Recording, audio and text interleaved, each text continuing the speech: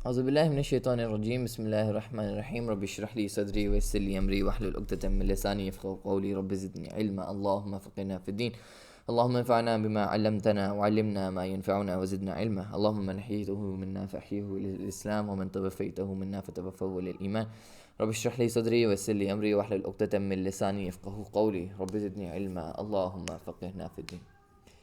बिस्मिल्लाहिर्रहमानिर्रहीम। Last video में हम लोग ऑपरेटर्स पढ़े थे जो कि थोड़ी लंबी हो गई थी, इस वजह से मैंने उसको बंद कर दिया, वरना मैंने सारे ऑपरेटर्स एक ही वीडियो में करवाने थे। तो हमने लास्ट वीडियो में अरिथमेटिक ऑपरेटर्स के बारे में पढ़ा था, जो मैंने आपको बताए थे कि 7 होते हैं arithmetic operators: plus, minus, multiplication, division, exponents, integer division and modulus etcetera. आज जो हमारा है वो है कंपैरिजन डिवीजन और बाकी कंपैरिजन ऑपरेटर्स और बाकी ऑपरेटर्स।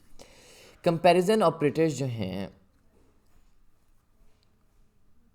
वो होते हैं 6 एक्चुअली, यहाँ पे भी 4 लिखे हुए हैं, 6 होते हैं एक्चुअली। एक होता है इक्वल, एग्जैक्टली इक्वल टू, एक होता है नॉट इक्वल टू, एक होता है greater than, less than, greater than equals to and less than equals to, ये भी होते हैं। ओके, हम लोग इक्वल्स टू का मतलब हमें पता है, इक्वल का मतलब होता है सेम, यानी बराबर हैं दोनों चीज़ें, left hand side and right hand side are the same.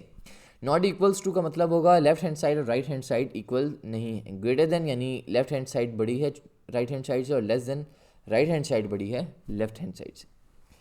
Greater than equals to का मतलब होता है कि लेफ्ट हैंड साइड या तो बड़ी है या इक्वल है, और लेस देन इक्वल्स टू का क्या मतलब होगा कि राइट हैंड साइड बड़ी है या इक्वल्स टू। ये तो मैथमेटिकल ऑपरेटर्स हैं, ये बचपन से पढ़ते आ रहे हैं, ये तो आपको पता ही होगा। इनकी थोड़ी सी हैंड्स ऑन ट्यूटोरियल कर लेते हैं कि फर्स्ट ऑफ ऑल अगर हम लोग अगर थोड़ा सा इसको नीचे लेके जाएं ताकि ब्लैंक से ही स्टार्ट किया जाए। अच्छा, फर्स्ट ऑफ ऑल इक्वल्स, ये हम लोग जब पढ़ेंगे 1-2 लेक्चर्स में, जब हम लोग if else statement most probably next lecture में पढ़ेंगे, लेकिन अगर थोड़ी देरी होगी तो उसके लिए माजरत, लेकिन नेक्स्ट लेक्चर में हम लोग इफ़ एल्स स्टेटमेंट करेंगे, जिसके अंदर हम लोग इसको डीपली पढ़ेंगे, क्योंकि इफ़ एल्स स्टेटमेंट में हम लोग रीज़न लगाते हैं, लॉजिक लगाते हैं, तो उसके अंदर ये डीपली स्टडी किया जाता है। यहाँ पे बस आपको यही देखना है कि अगर 6 इक्वल्स 5 है कि नहीं। शिफ्ट एंटर करेंगे तो फॉल्स जाएगा। क्यों फॉल्स जाएगा? क्योंकि हमें पता है कि 6 इक्वल्स टू नहीं है 5 के।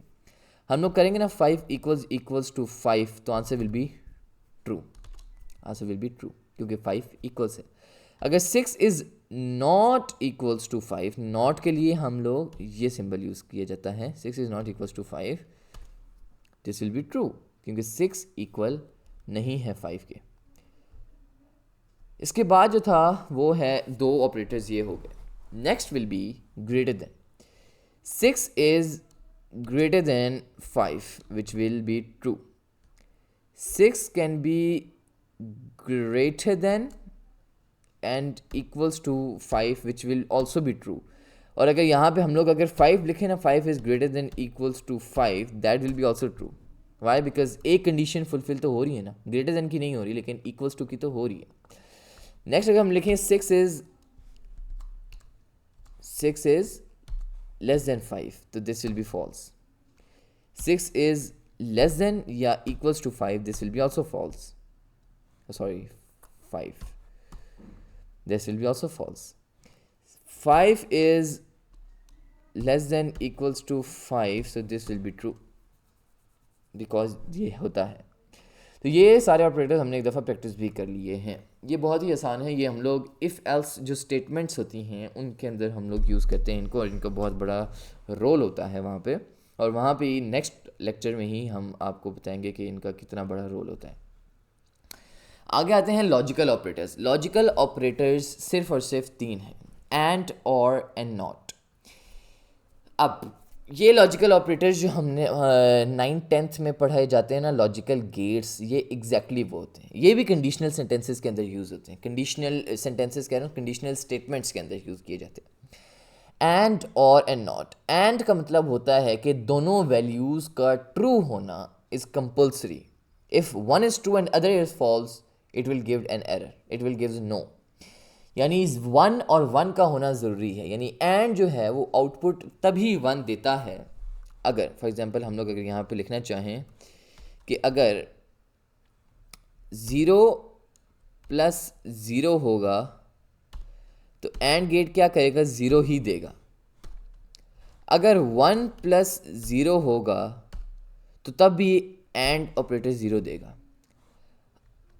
अगर 0 प्लस 1 होगा तो वो 0 देगा, लेकिन ये सिर्फ एक कंडीशन में ट्रू देता है, अगर 1 प्लस 1 हो, यानी दोनों वैल्यूज़ ट्रू हो। अब यहाँ पे 0 का मतलब है ऑफ यानी कि फॉल्स, और 1 का मतलब है ट्रू, यानी ये कंडीशन लगाते हैं कि if this is correct and this is correct then print this. अगर ये भी करेक्ट है, अगर उसकी एज 18, अगर फॉर एग्जांपल इसकी रियल वर्ल्ड एग्जांपल क्या है, ईमेल। ईमेल के अंदर you have to put the correct user name and the password. If both are correct then you will get an entry, but if one of them is wrong it will decline. Okay, ये real world example होती है। और जो इसके बाद और है, for example wait a second, my bad, यहाँ पे नेक्स्ट इज और के अंदर ये सारी कंडीशंस, ये दो कंडीशंस ऑपोजिट हो जाती हैं। यहाँ भी बना जाता है और यहाँ भी बना जाता है, यानी कोई एक भी ट्रू हुई, अगर यूज़र नेम भी ठीक हुआ या पासवर्ड भी ठीक हुआ तो वो एंटर कर लेगा। For example in mobile passwords, अगर आपका फेस लॉक लगा हुआ है, फिंगरप्रिंट लगा हुआ है और पासवर्ड है, आप पिन रॉन्ग भी लगाएंगे, अगर आपका फिंगर सही है, फिंगर टच प्रिंट सही है, तो वो आपका लॉगिन हो जाएगा, फ़ोन आपका ओपन हो जाएगा। अगर आपका फेस उसने डिटेक्ट कर लिया, आपने पासवर्ड बेशक गलत लगाया, तो वो आपका ऑन हो जाएगा। कोई एक भी कंडीशन ट्रू होगी तो हो जाएगा। लेकिन अगर आपने फिंगर भी गलत लगाई, फिंगर प्रिंट, और आपने पासवर्ड भी गलत लगाया और आपका फेस भी गलत है, इन तीनों में ये तीनों जब गलत हो जाएंगे तो phone will not unlock itself. This is or gate. And then last one is not gate. Not जो है कंडीशन, नॉट ऑपरेटर जो है वो हर जो इसकी एंट्री होती है उसको ऑपोजिट कर देता है, ट्रू को फॉल्स कर देता है और फॉल्स को ट्रू कर देता है। इसका ये फंक्शन होता है। नॉट खैर हम लोग इतना यूज़ नहीं करते, लेकिन इन रियल लाइफ जो होते हैं लाइट अलार्म्स, लाइट यानी लाइट ऑन हुई या मोशन सेंसर्स, तो वहाँ पर नॉट गेट यूज़ किया जाता है। असाइनमेंट ऑपरेटर्स हम लोग पहले भी पढ़ चुके हैं खैर, लेकिन इतना डीपली नहीं पढ़ा था। असाइनमेंट ऑपरेटर्स जो हैं ये बहुत ही यूज़फुल ऑपरेटर्स हैं।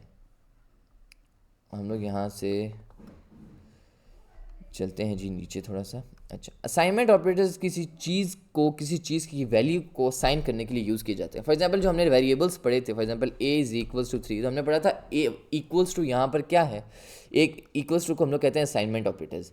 यानी ये रन करेंगे तो क्या होगा, यानी 3 अब a क्या हो गया, अब a 3 हो गया। a के अंदर इक्वल्स यानी असाइनमेंट ऑपरेटर ने a वेरिएबल के अंदर 3 को स्टोर करवा दिया, असाइन कर दिया a को 3 की वैल्यू, तो ये असाइनमेंट ऑपरेटर होता है।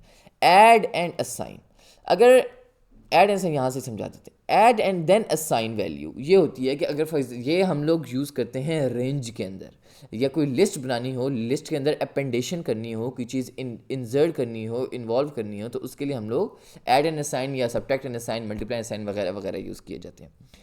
ये सिंपल टर्म्स होती है, इसको आप इजी ये कर सकते हैं कि अगर आपने करना है कि अगर ए की वैल्यू 3 है और हम लोग करें कि ये तो इफ़ के अंदर ही वैसे अच्छी तरह समझ आ सकता है, लेकिन अगर यहाँ पे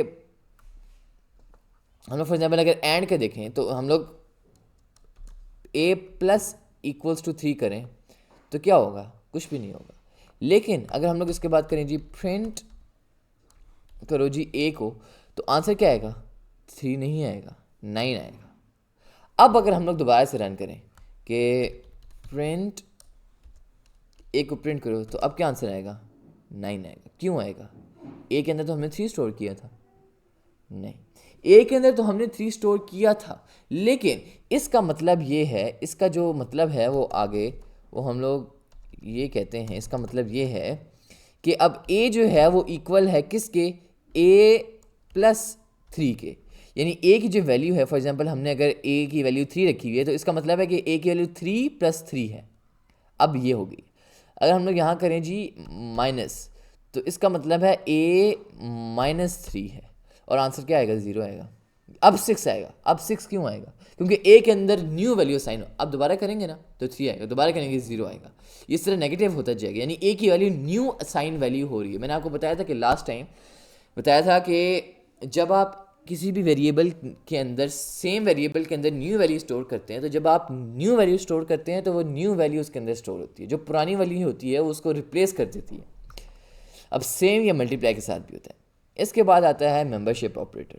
मेंबरशिप ऑपरेटर इतना इंपॉर्टेंट नहीं है, लेकिन ये फिर भी पता होना चाहिए, क्योंकि मेंबरशिप ऑपरेटर दो ही होते हैं, इन या नॉट इन। अगर हमने कोई चीज़ देखनी है कि कोई फॉर एग्जांपल वैल्यू, कोई हम लोग सर्च कर रहे हैं कोई वैल्यू, तो और सर्च करना है कि ये वैल्यू इसके अंदर प्रेजेंट है या नहीं, तो हम लोग इन ऑपरेटर यूज़ करते हैं, इन या नॉट इन। अगर इन है, फॉर एग्जांपल अगर हम लोग एक वर्ड लिखें कि a इक्वल्स टू 1 2 3 4 5 6 7, ठीक है, हम लोग करेंगे कि print 1 1 in a, 1 in a, तो क्या होगा, ये एरर देगा हमें। क्यों देगा एरर, एक सेकंड, लेट मी सी। ओ सॉरी, यस, आइटरेबल नहीं है ये, हम लोग उस पर इंटीजर्स पे यूज़ नहीं कर सकते। A is equals to, for example अगर हमने सर्च करना है कि वॉवल्स कौन कौन से हैं, फॉर एग्जांपल ए के अंदर हम लोग स्टोर कर देते हैं in the form of string AEIOU और कैपिटल AEIOU, और हम लोग करेंगे जी, अगर if A in A then what will happen, true, A है, प्रिंट A in A। अगर हम लोग करें जी C वॉवल है कि नहीं, यहाँ पे अगर हम लोग लिख लें ना, यहाँ पे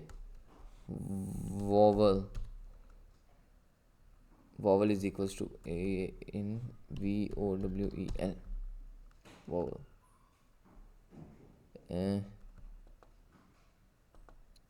माय बैड, इसको स्ट्रिंग लिख नहीं रहा, और ये हमने वॉवल क्या है, यहाँ पे वेरिएबल है, और यहाँ पे आएगा फॉल्स। क्यों, क्योंकि सी वॉवल के अंदर नहीं है, वॉवल के अंदर सी लैग करता है। सी कैसी वॉवल है, नहीं, इसको चेक करने के लिए हम लोग ये कर सकते हैं। अब यहाँ पे अगर लिखें सी नॉट इन, दोनों का सेम फंक्शन है, नॉट इन, तो यहाँ पे ये कहेगा ट्रू कि नहीं है, हाँ नहीं है।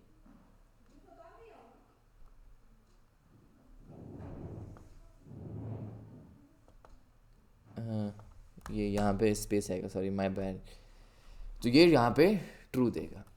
Last but not the least जो ऑपरेटर्स हैं वो होते हैं आइडेंटिटी ऑपरेटर्स। आइडेंटिटी ऑपरेटर्स ये चेक करते हैं कि दो वैल्यूज़ अगर हैं या दो से ज़्यादा मल्टीपल वैल्यूज़ हैं वो इक्वल हैं कि नहीं। फॉर एग्जांपल अगर हम लोग यहाँ पे नया कोड लिखें कि a इक्वल्स है 3 के और b भी इक्वल्स है 3 के, तो यहाँ पे आप देखें a भी 5 है, यहाँ पे इन्होंने 5 लिखा, 5 है, b भी 5 है, तो अगर हम लोग करेंगे कि प्रिंट करो कि a जो है वो is 5, a is b, sorry a is b, तो ये करेगा ट्रू करेगा। क्यों, क्योंकि उसने कहा है कि a और b दोनों 3 3। अगर यहाँ पे मैं 2 कर लूँ तो ये करेगा फॉल्स, a b नहीं है, यानी a की वैल्यू क्या है, a की जगह सपोज कर लें 2 है, यहाँ पे 2 है, 2 is 3, is 2 3, no 2 is not 3, 2 is 2, that is why it will give us false. तो ये ऑपरेटर्स थे, और ये आप इसका स्क्रीनशॉट ले सकते हैं, ये बहुत ही इंपॉर्टेंट है। ये प्लस माइनस, ये अर्थमेटिक ऑपरेटर्स जो मैथमेटिकल ऑपरेटर्स हैं ये तो सबसे इंपॉर्टेंट हैं। इनके बाद कंपैरिजन ऑपरेटर्स और लॉजिकल ऑपरेटर्स। लॉजिकल ऑपरेटर्स जो हैं और असाइनमेंट ऑपरेटर्स जो हैं वो यूज़ किए जाते हैं इफ़ एल्स स्टेटमेंट्स के अंदर, कंडीशनल स्टेटमेंट्स के अंदर। और आई होप आपको समझ आई होगी। आपने इसकी बहुत अच्छे तरीके से प्रैक्टिस करनी है, सारों की प्रैक्टिस करनी है, क्योंकि practice makes the man perfect. So hope you like it. Till next video, Allah Hafiz.